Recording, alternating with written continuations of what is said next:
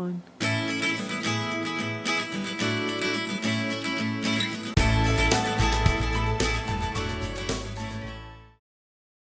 Hi everyone, and thank you for joining me again. This is Michelle from Renovo Touch, and today we are going to discuss some issues that everyone's been having with the flowers regarding fraying, or I have a lot of questions on what size was the ball I used and everything. So we are actually going to do another flower today, but it's going to be a large flower, and we're going to get started and show you a great new technique that's going to prevent fraying as well.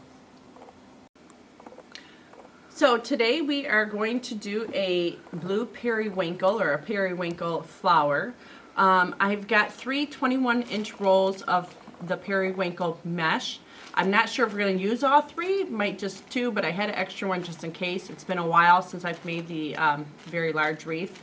And then this is a roll of 10-inch green apple and moss colored mesh. These I buy from Craft Outlet. You're going to need a glue gun and glue sticks. I use Gorilla brand glue sticks right here. Those are my favorite. Those are great also for attaching the gems to the foam ball. This is a 6-inch foam ball from Floorcraft. We're going to cut this in half and paint it. I use this is purple pansy for my color of purple. You can also use a royal violet. I've used both. Of course, your sponge to paint. You're going to need some zip ties. Of course, your fuzzy sticks. This is a 18-inch frame that we're going to use. And you can get this at Walmart. You can get this from Walmart as well. And then, of course, we're going to use our canvas design grids. Plastic canvas. Everyone's asking what brand and everything and where do I find them. I find them near the knitting and crochet hooks in Walmart or Joann Fabrics. They carry these nice grids there. Also, you're going to need some florist wire. I'm still going to use my Elmer's Craft Bond spray adhesive. And then I use the Krylon UV resistant clear acrylic coating. I spray this. I like the gloss because it gives a nice shine to the flowers after you're done. And then it helps protect them a little bit as well. And for the big surprise, I have a plaid wood burner. It's got a crafting tip. I don't know if you can see the small hook on this tip. That's a crafting tip. That's what we're going to use to cut our deco mesh. And then also have a tempered piece of glass. This glass here is actually taken out of an old refrigerator. So if you have an old refrigerator out and about, it can steal the glass out of it. This is perfect for heat. It's a tempered piece of glass. So, and then of course I have my old cutting mat underneath just to give me my lines for measurement. And a pair of scissors. So we're going to get started. Okay, so we're going to cut our center, which I already cut ours, but I usually just use a hacksaw. Much to my husband's dismay, I also use our bread knife in our kitchen, which, when the hacksaw's out in the barn or something, I just grab what's quicker. So then you're going to cut right in half, and then go ahead and paint your center. So this is dried and all ready to go. So we're going to get cutting our mesh. So make sure your wood burner's turned on and heated for about 10 minutes, and then we can begin cutting. 1. So we are using our 18-inch frame, which has 9 spots compared to the 6 spots on the 12-inch frame that we use for the smaller flower. So what we are going to do is we are going to do all the outside ones with our green mesh, and then we're also coming in on the center ones here and doing green mesh as well. So we're going to need a total of 36 cut 10-inch pieces of the green mesh.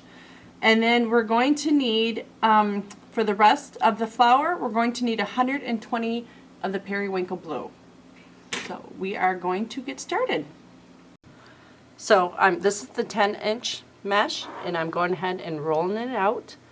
And so I want to cut every 10 inches, but what I like to do is start at the 20-inch line. If you get really close here, you go in between the thread lines and keep it straight. And you don't want to go too fast, but you don't want to go too slow either, because if you get too slow, you get stuck and you might melt more than what was necessary. So then we'll go back over here, go to the 10-inch line.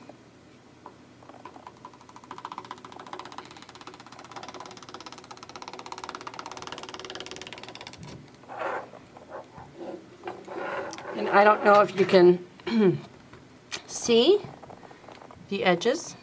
See how there's no fray there? How awesome is that? Okay, so now when we cut the periwinkle colored mesh, this is going to be the 21-inch mesh. You are more than welcome to do 10-inch mesh through this whole thing. 10-inch mesh is usually more expensive, and but people buy it because it frays less and whatnot. But if you use this, you're pretty much getting rid of the fray. So this is better bang for your buck right here. So what I do is, I see how uneven this is. So I kind of find a spot here and just make a straight line. Cut in between the lines. Keep it straight if you can. And you know, at the same time kind of pull apart as you go.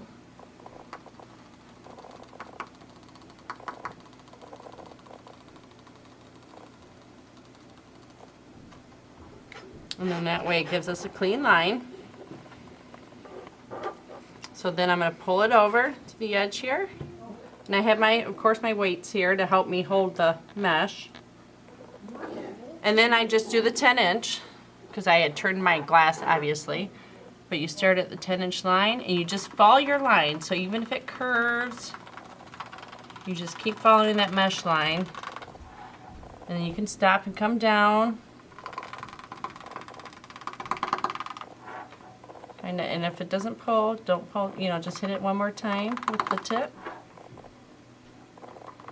And this takes a little bit longer to cut, but you know, it's giving you a better quality product. So I was actually talking to some friends of mine, and a lady that actually, she told me that she uses a wood burner, and my friend Deb and I were discussing it a few weeks prior about trying a wood burner. So I just want to say thank you, Cheryl. This was a great tip. And it works well. And this also works excellent on poly burlap mesh as well. So we are going to go ahead and show you the cut one more time. So again, we're going to start at the 10 and follow the lines. Kind of pull apart as you go if you can. Keep in between the lines of the mesh. You have to hit it again.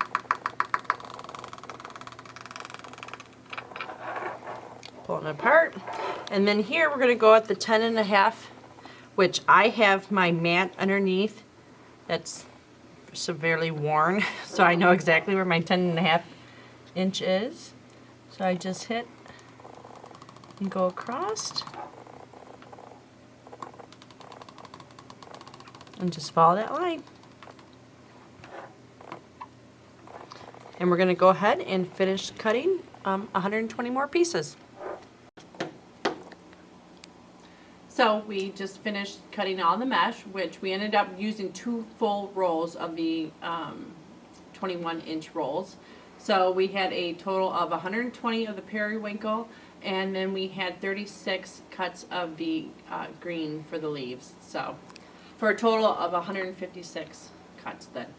Now what we're going to do is we have our frame. We're going to take our grid here, and we're just going to put it on here.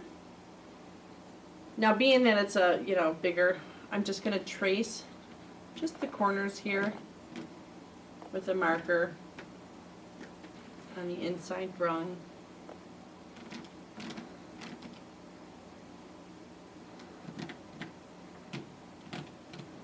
And then I'm going to go ahead and just cut that, just give it an edge.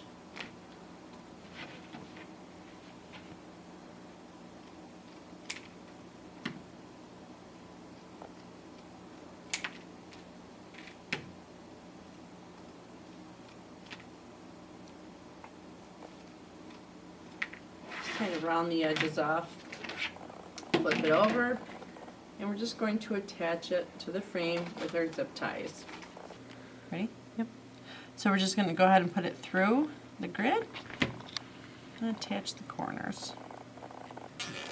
And we use the grids to help fill in and then give with the petals, and it gives us a base for our center to put in there as well. So then just attach this one over here to this corner.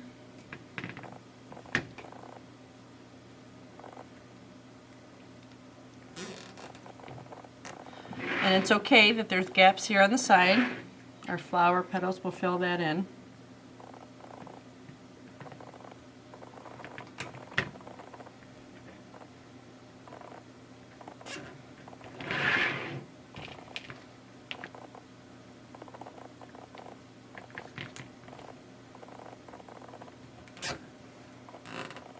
Just go ahead and tighten everything down, and then we're going to cut these off.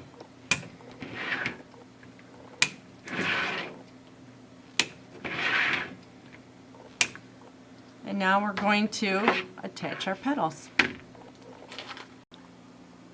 Okay, so now we're going to start with our green pipe cleaners, and I like to cut these in half. And this is going to be for our green mesh. And here's what we're going to do.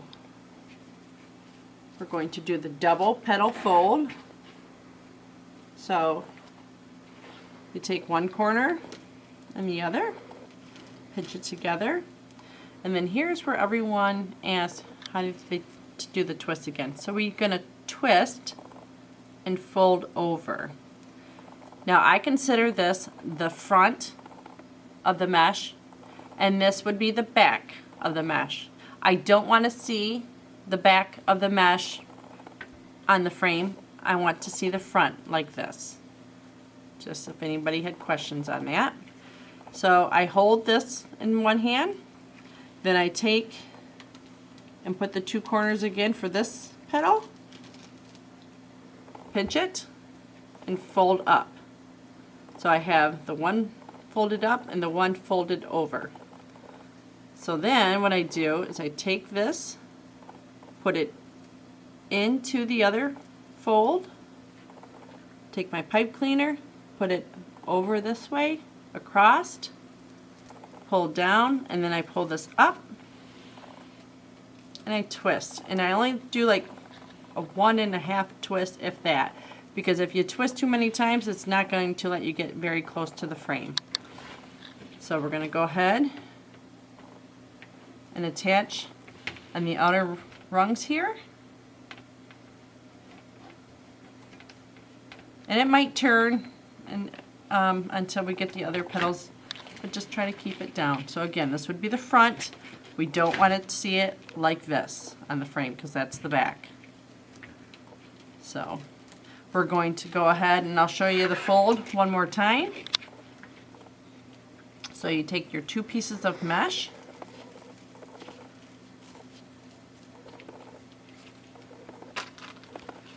okay, fold a corner in to the corner, pinch, hold it tight, twist, and fold over.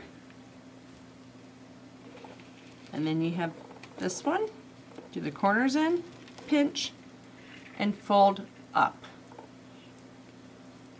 Then you're going to put it in the other fold again. Grab your pipe cleaner, put it here and here, come down, pull up, and then you just want to twist it like that. And then again, we'll attach here, and we're going to go around and finish this and come back for the second placement of where the green's going to go. So we went ahead and attached to every part of the barred section, what I like to call, on your wreath, on your outer edge there. And now for, we want to take the leaves and we're going to go one bar or one rung in and we're going to place it here. Now typically in my other flower wreath, here's where we would do a petal instead of a leaf, but this is a big flower. This usually ends up measuring between 34 and 36 inches when it's all said and done. So I like to do some extra green around the backing. So right here, through all these sections, we're going to go ahead and put the green leaves as well. So we're going to finish that and come back. Okay, we finished with that second spot to put the leaves in, and now we're going to go ahead and do the rest with our periwinkle mesh. We're going to go ahead and each barred section and do both spots, the middle and the first. So we'll go ahead and do that and come back. So I wanted to just show when we put it on the middle one here and then we put another one here, just pull down, and it's what I wanted to show is on the back you're going to kind of pull down on that one and twist all these together like that, so it's nice and neat on the back, and these are on your front there. Then here, because we're going to do every middle section as well on the first rung, so we're going to attach in, hold down,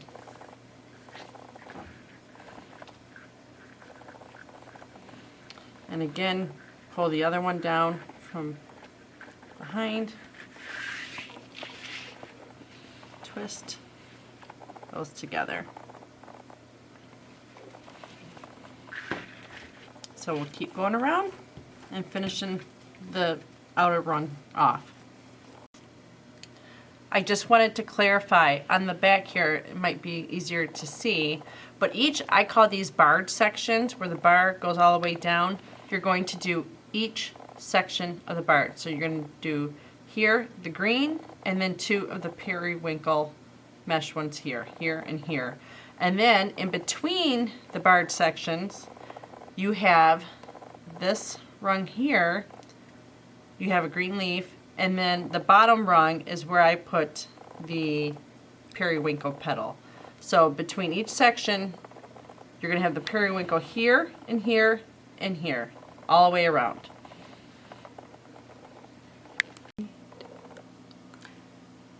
Okay, so we've gone already and put all the outside frame petals on.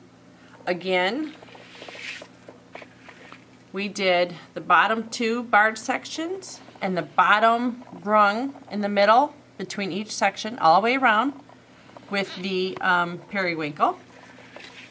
So now what we're going to do, and don't jump ahead and think, oh, we're just going to do double petals all the way in, because that's where I think got people screwed up last time when doing the flower wreath, because when we do the petals around the center, they're going to be single petals, not double petals like we've done all on this outside. So basically you're going to want to try to get the closest to your center here. Let's go ahead and trace this here.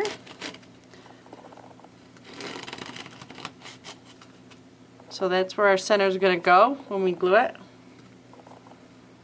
And we'll go ahead and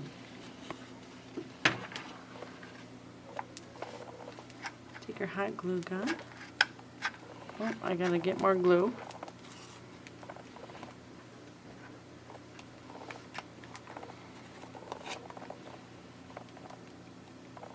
As you can see, I did get a new glue gun, and it works so much better.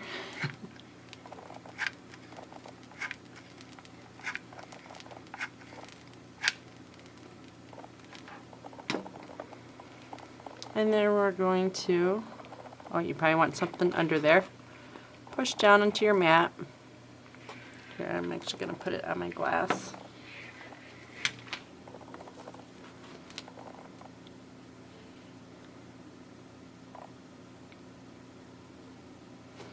And then what we're going to do is we're going to take our wire, cut it, and then insert it in the back.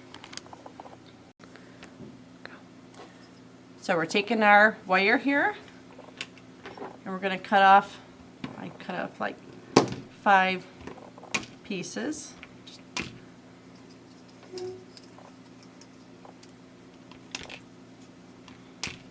Like that. And then we're going to fold so they're a U shape. And this helps us to not only secure our center with the glue, but attach it with the wire through the back to help keep it attached to the grid.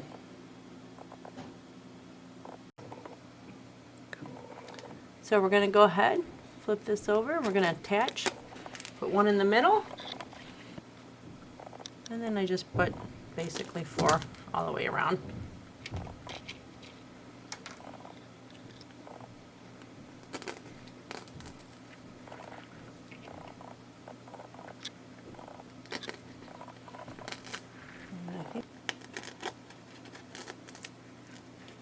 There we have 5 pieces of wire in the back to help hold on the center here.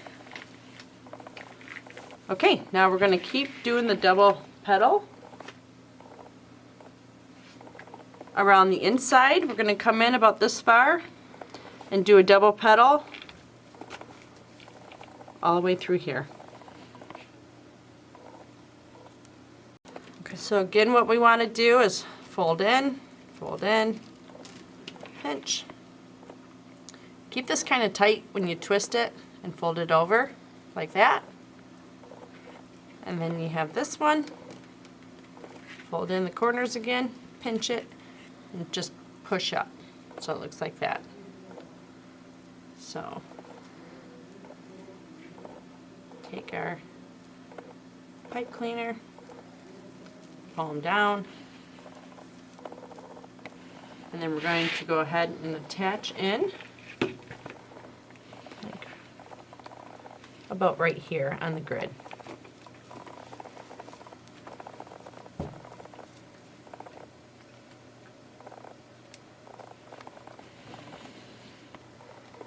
And then we'll come back. Okay, so we just finished putting the petals around the center like that, and now we're going to go to the single petal fold for up around the center up close. So what we do is we take our mesh, and it's going to be a single piece, fold in the corners, squeeze, twist, and fold over. And so you have a single petal. So you take your stem, which I'm using a purple stem now, and then you take it and you put it right up against, let me pull this up, right up against the center here and pull down. And then tighten. And we do that all the way around. Now make sure you see the front of the petal and don't twist it where you see the back. And the single petals are going to go all the way around. You should have about 30 of them when completed.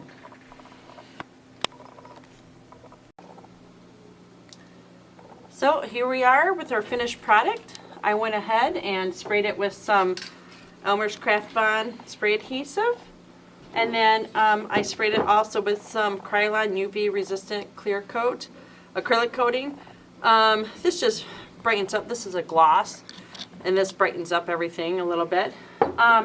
Now for our center, we do have different options we can do. You can just leave it plain like this. I found these little cute butterflies that you could probably glue on or attach to the flower. These were from Michael's. Or I have what, instead of doing the glass gems, I have these nice little rhinestone type gems. They're called Lomi gems. They're on a pin, straight pin, and you can dress up your center by just pushing them in and decorating your center. And that's just a couple extra things you could do for your flower.